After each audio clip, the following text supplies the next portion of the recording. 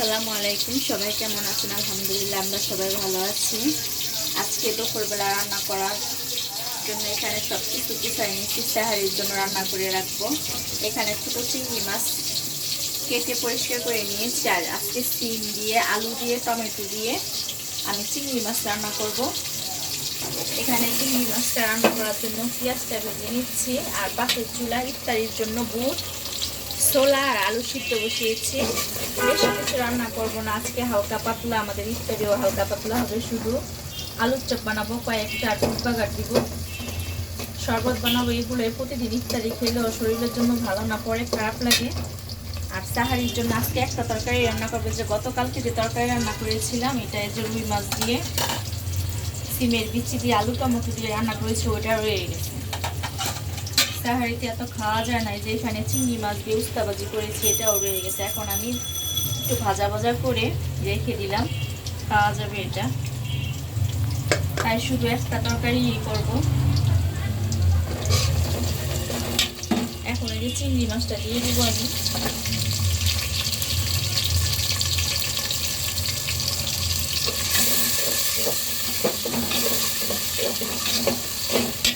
এখানে এখন আদা রসুন বাটা দিয়ে দিব। এখানে আদা রসুন বাটা দিয়ে দিলাম। এখন সব গুঁড়া মশলাগুলো দিয়ে দিব। এর মধ্যে দিব হলুদের গুঁড়া, হলুদ, মরিচের গুঁড়া, ধনে গুঁড়া, সব মশলাগুলো দিয়ে দিব। আমি কাঁচা মরিচ কেটে দিয়েছি, তাই শুকনো মরিচের পরিমাণটা কম দিব। আর আমি কিন্তু অনেকগুলো টমেটো কেটে নিয়েছি এখানে, এই সবগুলো টমেটো তরকারিতে দিব।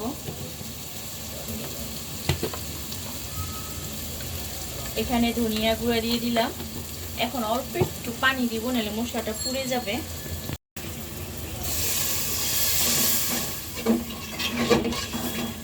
চিংড়ি মাছটা বেশিক্ষণ তেলে ভাজলাম না, কারণ বেশি ভাজলে চিংড়ি মাছ শক্ত হয়ে যায়, এটা আমার মনে হয়। এখন স্বাদ মতো লবণ দিয়ে দিব। মশলাটা কষিয়ে তারপরে এই তরকারিটা সব আমি একসাথে দিয়ে দিব। টমেটো, এই সবজিগুলো সব মশলাটা কষিয়ে এখন যে কেটে রাখা সবজিগুলো সব দিয়ে দিয়েছি।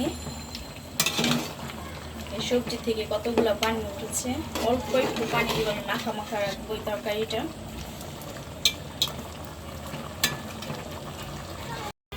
এখানে আমার চিংড়ি মাছের তরকারিটা হয়ে গেছে, আর এখানে আমি আলুর চপগুলো ভেজে নিব। এখানে আলু ভর্তাটা আমি করে নিয়েছি, আর এখানে এই যে বেসনটা গোলায় নিয়েছি। এখন আলুর চপটা ভেজে নিব। আজকে পেঁয়াজি কোনো বেগুনি ভাজবো না, শুধু আলুর চপটা বাচ্চারা বেশি পছন্দ করতেছে, তাই আলুর চপটাই ভেজে দিব।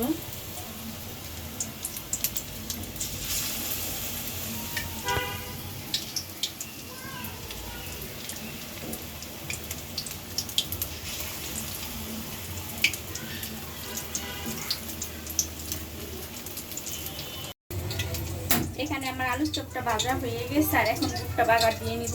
বুট বাগার দেওয়ার জন্য এখানে আমি অল্প করে তেল দিয়েছি, অল্প তেলে বুট বাগার দিব।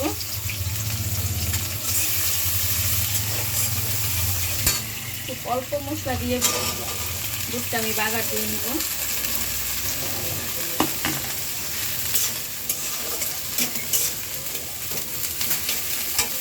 এখানে সব অল্প অল্প করে গুঁড়া মশলা দিব আমি। হলুদের গুঁড়া দিয়ে দিলাম 1 চিমটি। এখন দিব শুকনো মরিচের গুঁড়া। এখানে শুকনো মরিচের গুঁড়া আমি অল্প করে দিয়ে দিলাম। আর এখন দিব ধনিয়া গুঁড়া, এটাও আমি খুব অল্প পরিমাণে দিয়ে দিলাম।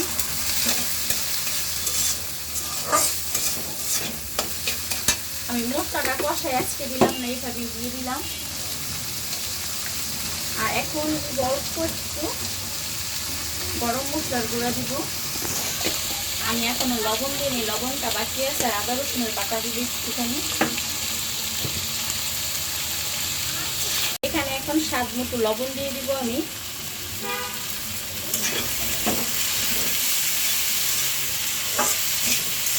সামান্য অল্প একটু আমি আদা রসুন বাটা দিব, এই যে এতটুকু পরিমাণে দিয়ে দিব।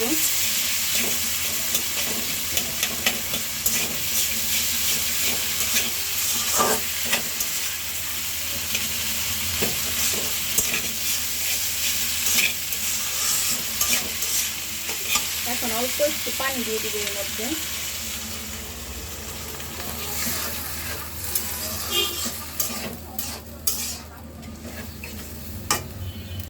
চুলাতে বুট বসায় দিয়ে আসছি। আর এখানে একটা আজকে আমি বাইরে গিয়েছিলাম দুপুরবেলা, আসার সময় একটা তরমুজ নিয়ে আসছি। আমাদের এবার তরমুজ খাওয়া হয়নি এখন, এই যে বছরের প্রথম তরমুজ। এই তরমুজটা অনেক বড়, 7.5 কেজি ওজন আছে তরমুজটা। এই তরমুজ দিয়ে আজকে মহাব্বতের শরবত বানাবো। আর তরমুজটা আমি যে কেটে নিয়ে আসছি, বাল্লা তরমুজ। এই তরমুজটা আমি এখন মুছে নিব। আর এখানে এই যে মহাব্বত শরবত বানানোর জন্য সব কিছু রেডি করে নিচ্ছি। কেটে টুকরা করে ফ্রিজে রেখে দিয়েছি। আর এতটুকু লাগবে আমার মহাব্বত শরবত বানানোর জন্য। এখন আমি একটা হাঁড়ি নিয়েছি ছোট, এটার মধ্যে আমি অল্প করে চিনি দিয়ে দিব স্বাদ অনুযায়ী। এখন এর মধ্যে আমি দিব যে দুধ, আমি এই দুধটা নিয়ে আসছি, এটা দিয়ে দিব।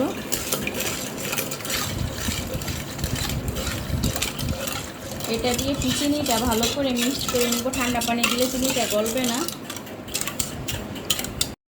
এখন চিনিটা ভালো করে মিক্সড করে নিয়েছি। এর মধ্যে আমি এই যে রূআবজা নিয়েছি,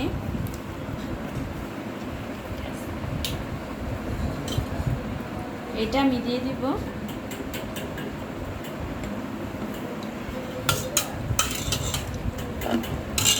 এটা আমার যতটুকু লাগবে দিয়ে দিলাম। এখন এর মধ্যে আমি ঠান্ডা পানি মিক্সড করব। বরফ দিব না, কারণ আমাদের বাসার সবাই একটু একটু ঠান্ডা আছে, তাই বরফ মিক্সড করব না। আমি এখানে পানি দিলাম, ঠান্ডা পানি।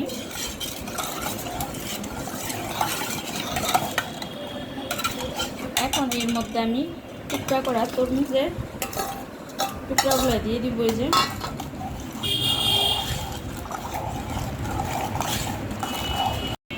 এখন এই যে গ্লাসে ঢেলে নিব।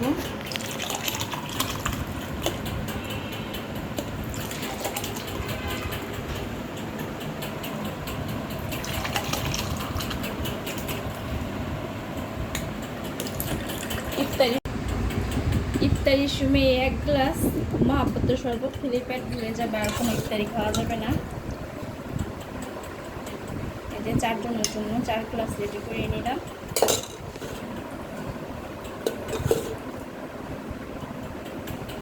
আজকে আমাদের ইফতার মহাব্বতের শরবত, এখানে আলুর চপ ভেজেছি, বুট বাগার দিয়েছি।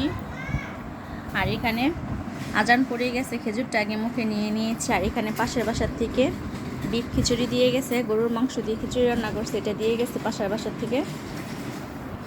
এখন আমরা ইফতারিটা করে নিব।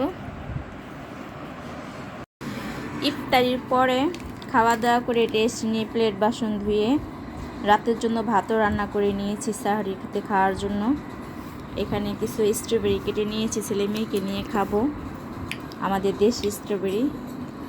এগুলো একটু বিট লবণ দিয়ে, একটু শুকনা মরিচের গুঁড়া দিয়ে খেতে কিন্তু খুব মজা লাগে, একটু টকটক আছে। বিসমিল্লাহ।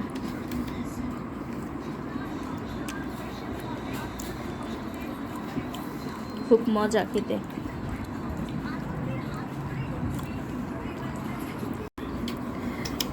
এটা টেবিলে পড়েছিল, কেউ খায় না। এখন আমি সব কিছু রেডি করে নিয়ে আসছি। এখন দেখেন সবাই মিলে খাচ্ছে, খেতেও কিন্তু খুব মজা লাগতেছে।